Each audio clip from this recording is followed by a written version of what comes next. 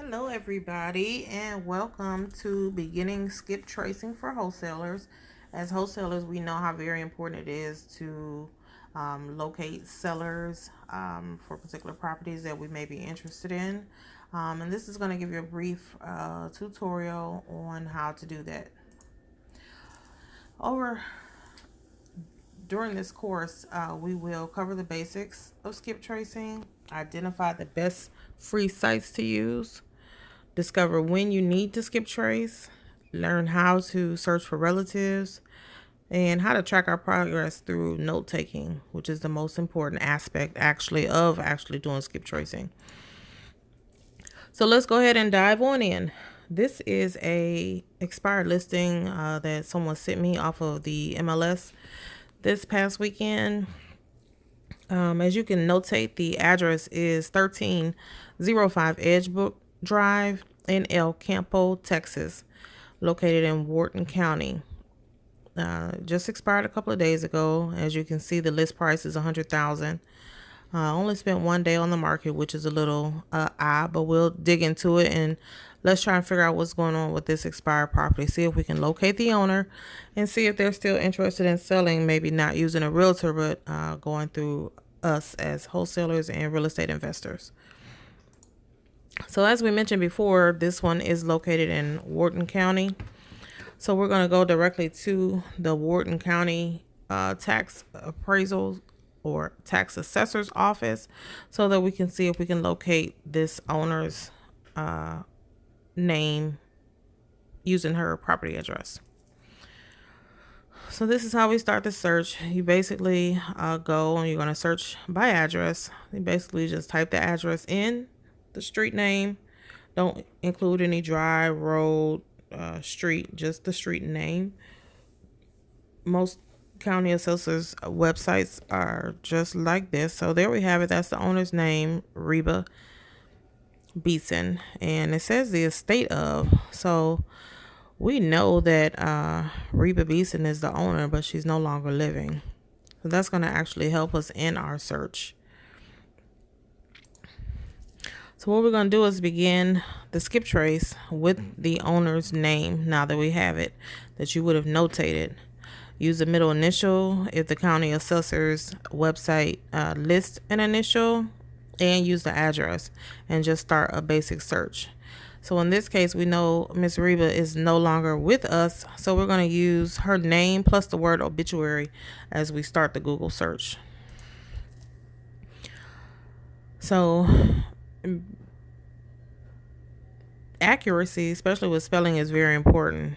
I added an extra E on this video, but luckily Google knew that we had kind of searched for her before, so it made the correction and found Reba's obituary. There you have it.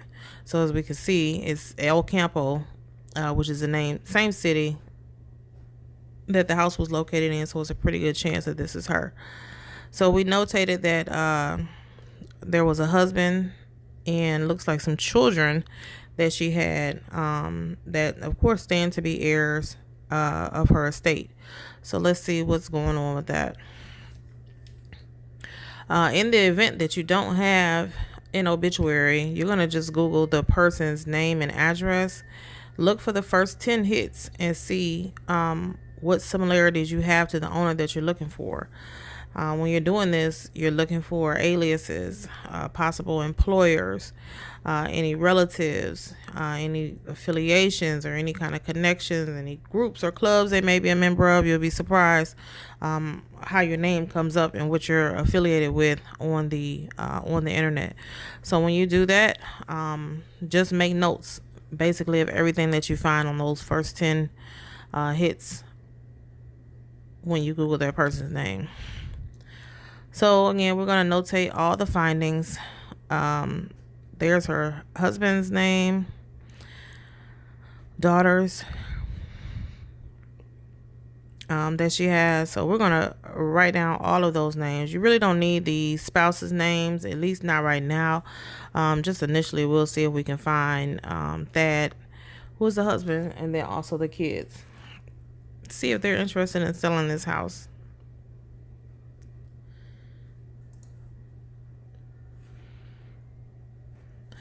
All right, so in order to locate the children's names and the husband's, we're going to use these are the best sites actually to use for skip tracing as far as free. They're not 100% free, but they are cheaper than using some of the big skip tracing sites that you have to be, of course, approved for or know someone that has access. So I use Been Verified .com, which is a very good one. Whitepages.com is okay. Intellus.com is pretty good. And then you have Anywho, Switchboard, or superpages.com. Been Verified sometimes will charge $1 or $2 for search. Same thing with Intellus, or you can get an unlimited package for a whole month for unlimited searches. So it's a great starting point to get you started on locating. So let's start and look for one of the daughters.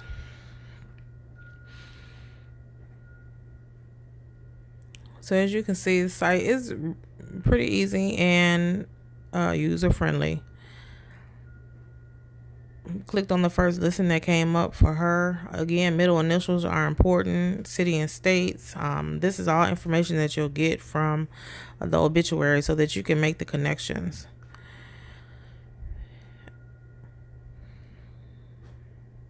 Then you're going to click on contact information, and there you have the last known phone number for her. So you can kind of look and see. Sometimes if there's an older person, like she's 55, more than likely she has a home phone. Somebody that's, 32, 34 in that age, 40 and under, more than likely are not going to have an actual landline phone, which makes them a little bit more difficult to locate. But luckily, she looks like she has a home phone that we can try. Cell phone numbers, unfortunately, come and go, and they're not always as accurate. So when you find a phone number, you're simply going to pick up the phone and ask them, introduce yourself. Of course, it's all about building rapport. I have a script that I use when speaking to relatives that has been very effective in getting people to talk and pretty much open up to let you know, what their intentions are with the house.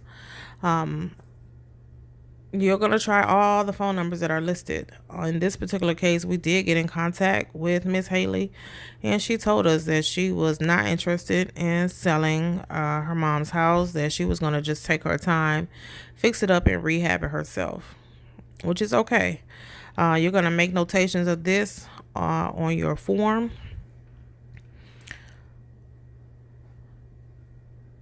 And then you're going to just basically follow up with her maybe 30 to 45 days, and you can set your follow up to do that.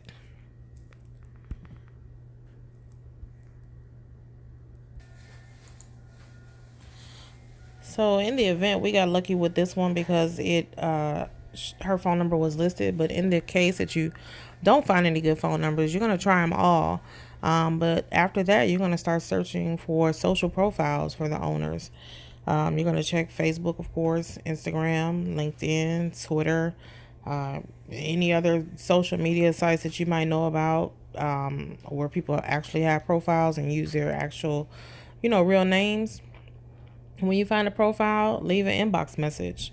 I have a script again that I use. All you have to do is copy and paste it. You don't want to say Dear Kim, and the person you're talking to's name is Lisa. So you want to proofread and make sure you're using the proper names and scenarios, so that it doesn't look like a canned message. But it doesn't have to be hard work if you are organized and keep track of what it is that you're doing. You can kind of make it easy to go along with the process. All right, so next, after that, you're going to basically record everything that you do. So when you leave a message, you're going to leave a message on which number. If you leave a Facebook inbox, you're going to leave a message showing that. You're going to keep it all here on your skip tracing form that basically has your notes, the dates, where you called, where you left the message, so that it's clear. So you won't have to keep looking through different pieces of paper, trying to figure out, who you talked to and where, what did they say, what was the result. Stay organized. That's the best part. The most important thing you'll need to know as far as skip tracing. That is what is going to keep your notes organized and keep you from running around in circles. And eventually you will find the owners that you're looking for. And the ones that don't want to be found are the ones that you really need to find. So you're going to repeat this every other day for 5 days. Follow up, follow up, follow up, as they say in any sales or real estate course. The success is in the follow up. So you can't just stop after one day after you don't get someone on the phone. You have to keep trying and keep trying and keep trying. It may take you, 6 months. It may take you a year to find that person. But when you do, they will appreciate your persistence and it will pay off. All right, everybody. That's it. Good luck. Happy skip tracing and happy wholesaling.